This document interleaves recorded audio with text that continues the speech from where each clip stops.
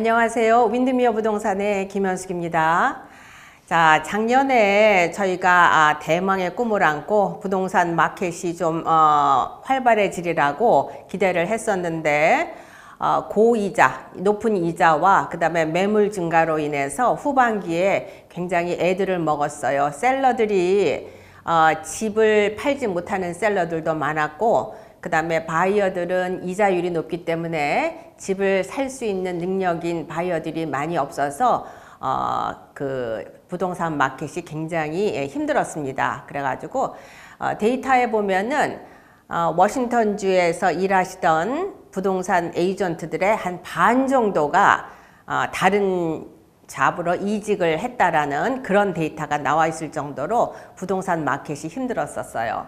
자, 그러면 올해 2025년도에는 시애틀 부동산 마켓이 어떤가 하는 거를 우리가 한번 보도록 하죠.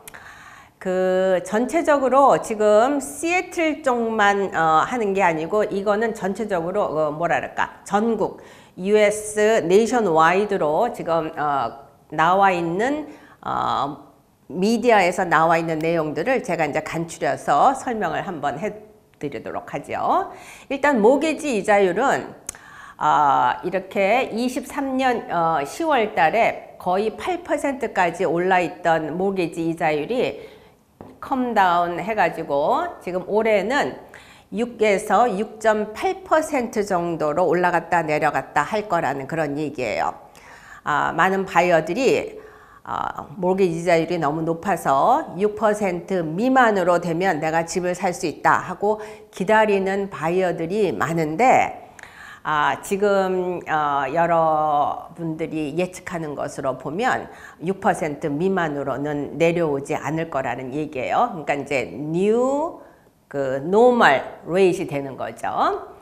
그리고 이제는 더 이상 기다리지 않고 내가 집을 조금 모기지 이자율이 내린 다음에 집을 내놓겠다라고 하시는 셀러들이 많았는데 더 이상 내리지 않으니까 셀러들도 이제 움직이기 시작을 하세요. 그래서 집을 이제 내놓으려고 하시는 분들도 많았고, 그 다음에 올해에는 더 이상 기다리다가 이제 집을 이제 지금은 내놔야겠다고 준비를 하시는 분들이 많으세요. 특히 이제 제 손님들도 1월 달, 2월 달에 집을 내놓기 위해서 준비를 시작하시는 분들이 많습니다.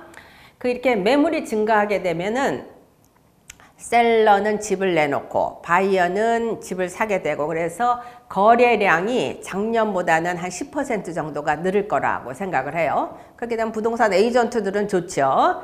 자, 그런데 가격은, 집 가격은 이미 팬데믹 때서부터 시작해가지고 집 가격이 계속 이렇게 올랐기 때문에 높은 가격과 그 다음에 높은 이자율로 바이어들이 그렇게 아주 확 달겨들 것 같지는 않아요. 그러니까 전에 같으면은 한 매물이 하나가 나오게 되면 뭐 어퍼가 10명, 15명 들러붙어서 20만 불, 30만 불 높게 팔릴 수도 있었는데 지금은 그렇게는 안 되고 아주 이렇게 심한 경쟁이 붙을 것 같지는 않다라는 얘기죠. 그래서 가격은 주춤할 거란 얘기예요. 근데 여러분들 중에서 저한테 이제 물어보시는 분들이 계세요. 올해는 집값이 떨어진다는데 그렇지 않나요?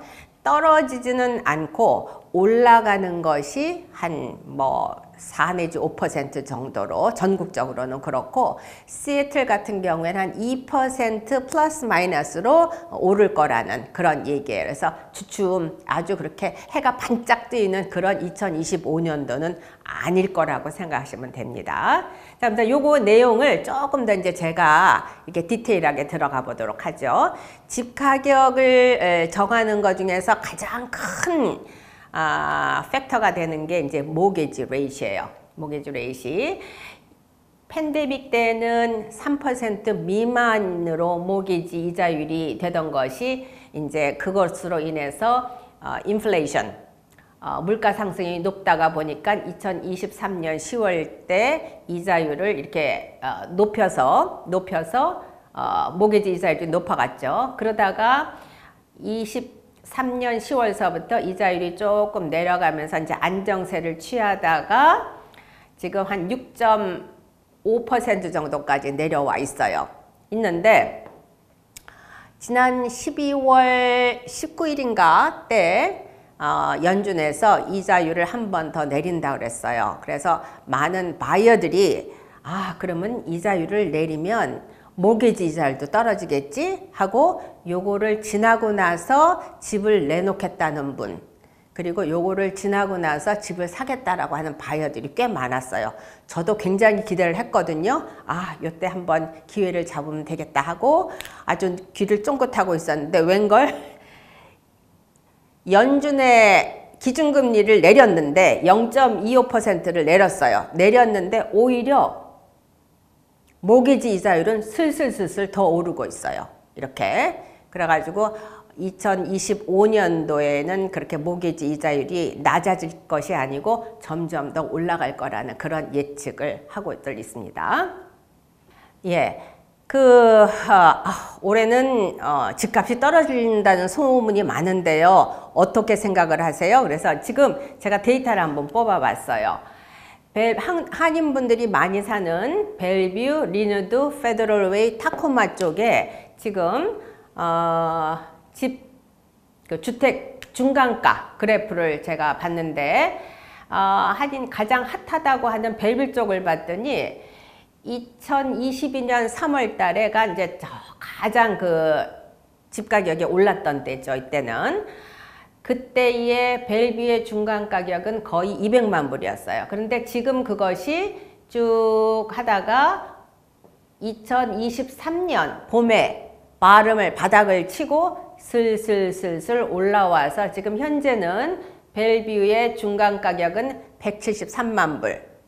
그 다음에 리누드의 중간 가격은 80만 불. 작년보다 3%가 떨어졌어요. 벨뷰는 작년보다 4.8%가 올랐고 페더럴웨이는 중간가가 63만 6천에 작년보다 6%가 올랐고 타코마는 49만 8천 불에 작년보다 9%가 이렇게 올랐어요. 자, 그렇게 해서 지금 거의 고점까지는 오지는 못했지만 서서히 집 가격이 그래도 오르고 있는 중이다라는 거를 아시면 되겠습니다.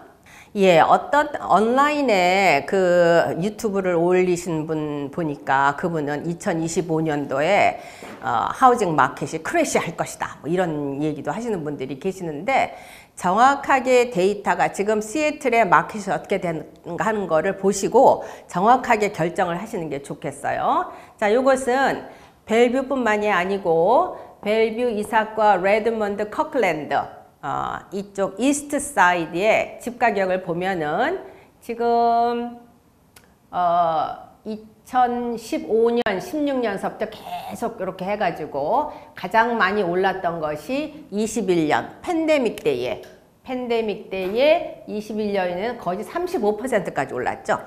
35% 올랐는데 지금은 오르는 율이 조금 줄어들다가 이 이스트 사이드는 23년 11월하고 24년 11월하고 비교해서 지금 10%가 올랐다는 얘기예요.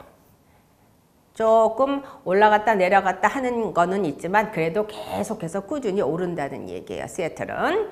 자, 스노우미시 카운티, 한인분들이 많이 사시는 리누드, 에드먼즈, 바틀 이런 쪽에 스노우미시 카운티도 보니까 지금 가격이 15년, 16년 해가지고 점점 오르다가 21년 팬데믹 때에는 23%나 올랐죠. 그러다가 정상적으로 이제 조금씩 오르는데 스노우미시는 보니까 24년, 11월 24년하고 11월 23년하고 비교해서 8%가 올랐다는 얘기예요. 그러니까는 유튜브에 나오는 25년도에 하우징 마켓, 시애틀 하우징 마켓이 크래시할 것이다 라는 것은 이 데이터에 의하면은 그거는 맞는 소리가 아닌 것이 되겠습니다.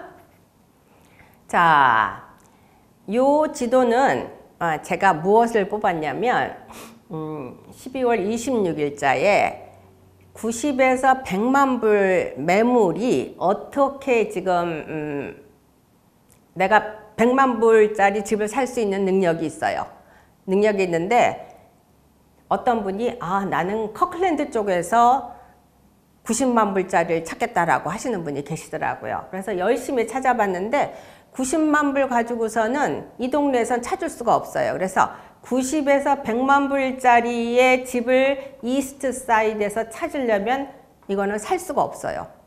살 수가 없어요. 그래서 90에서 100만 불, 예를 들어서 100만 불짜리 집을 사겠다 그러면 지금 나와 있는 게 여기는 꽤 많이 나와 있죠. 근데 이스트 사이드에는 적어도 130만 불은 가져야지 여기에서 3베드룸 단독주택을 사실 수 있다라는 얘기예요. 그래서 이러한 그 타주에서 오시는 분들 아니면은 처음 first home buyer들의 경우에 내가 100만 불 살 수 있는 능력이 있으면은 지금 지역을 이쪽 이스트 사이드는 타운하우스나 콘도 정도는 사실 수 있다라고 생각을 하시고 만약에 단독주택을 생각을 하시게 되면 지역을 좀 바꾸셔서 이렇게 에드먼드나 리누드 쪽으로 방향을 트셔야 될 것 같아요.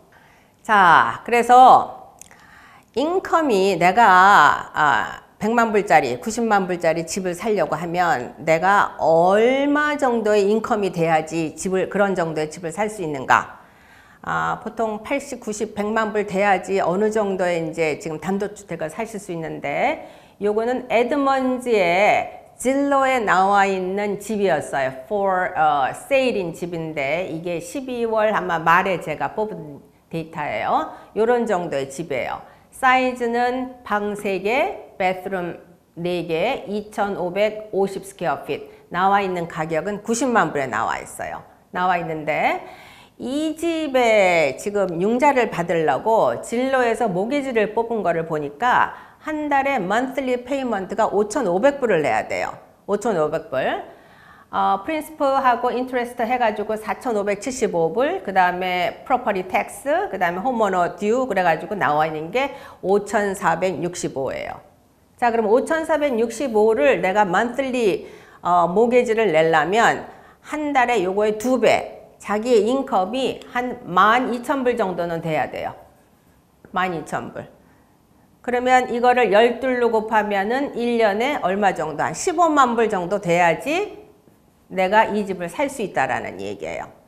그러면 남편 혼자서 벌을 경우에 15만 불 인컴이 돼야 되고 아니면 부부가 일을 할 경우에는 합해서 15만 불은 돼야지 요 정도의 집을 사실 수 있다라는 그런 감을 잡으셔야 돼요. 자, 시애틀이 집값이 상당히 비싸다고들 하지요. 얼마나 비싼가 한번 보도록 하죠.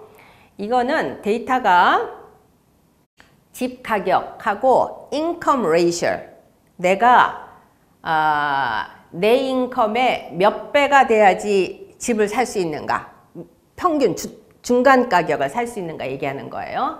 봤더니 여기에 나오는 데이터를 보니까 시애틀은 전국 50개 시리 중에서 지금 이게 10번째로 주택가격이 높은 거로 나와 있어요.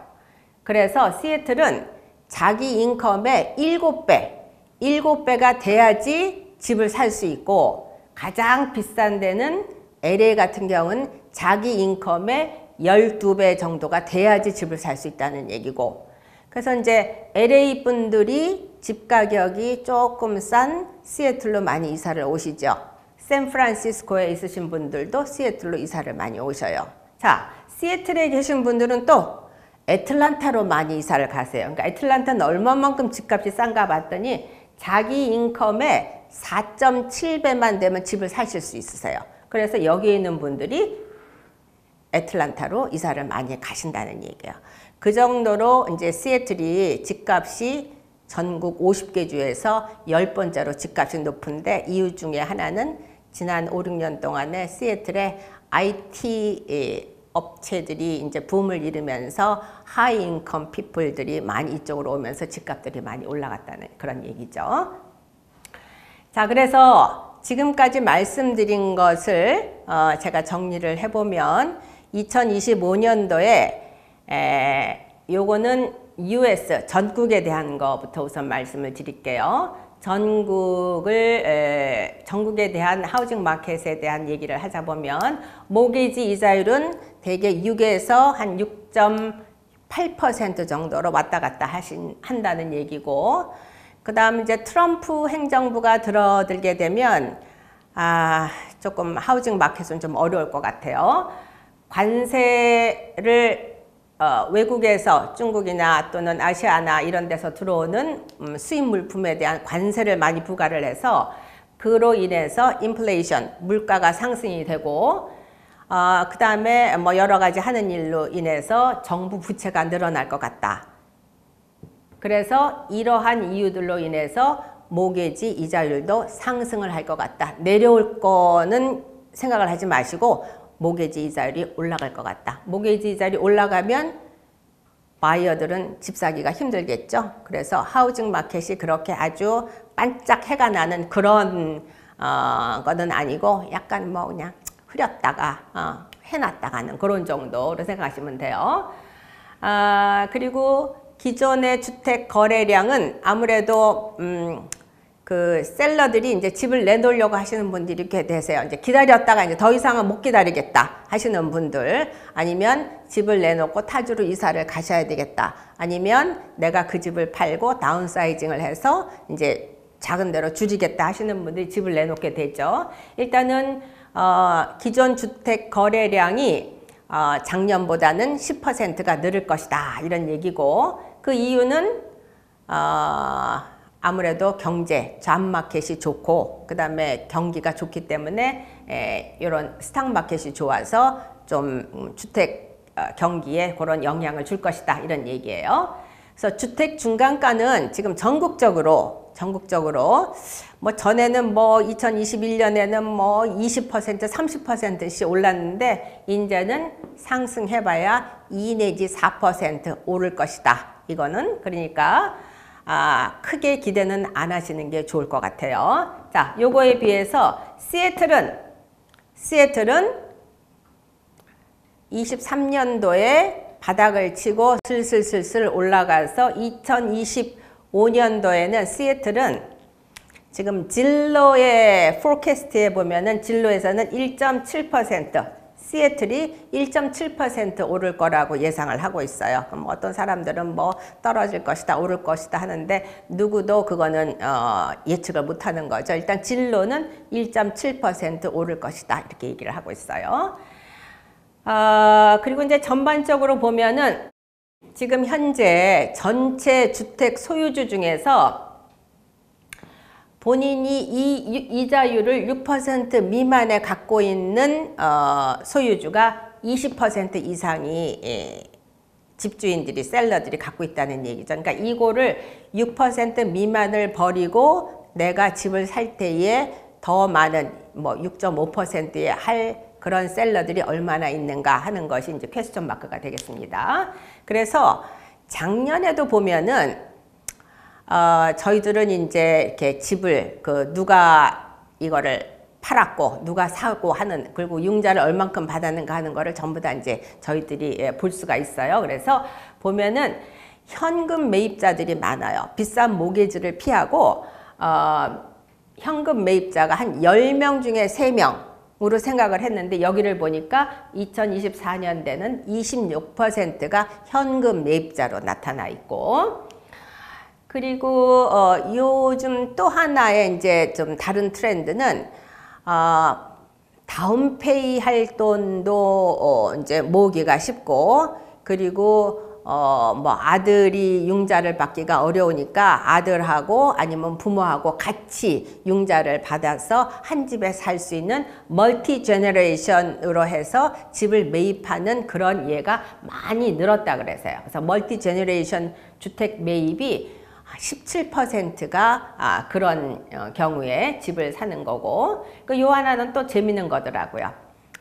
싱글 여성하고 싱글 남성하고 누가 집을 많이 살까 봤더니 싱글 여성이 사는 비율이 24%고 그 다음에 싱글 남성은 여자들보다 아마 돈 모으는 게 좀 알뜰하지 못한 것 같아요. 그래서 싱글 남성들은 11%가 이제 산다고 하는 이런 얘기예요. 그래서 이제 이런 전체적인 2025년 제가 시애틀 하우징 마켓에 대해서 설명을 드렸습니다. 예, 2025년은 푸른 뱀의 해 을사년이라고 하죠. 자, 이렇게 해서 제가 이렇게 뱀, 이거는 푸른 뱀이 아니라 빨간 뱀인데 아마존에서 오더를 했더니 푸른 뱀이 없더라고요. 빨간 뱀밖에 없어요. 그래서 뱀의 해에 여러분들 가정에도 만복이 깃들기를 기원하면서, 그리고 2025년에 김현숙 부동산을 더 많이 찾아주시면 감사하겠습니다.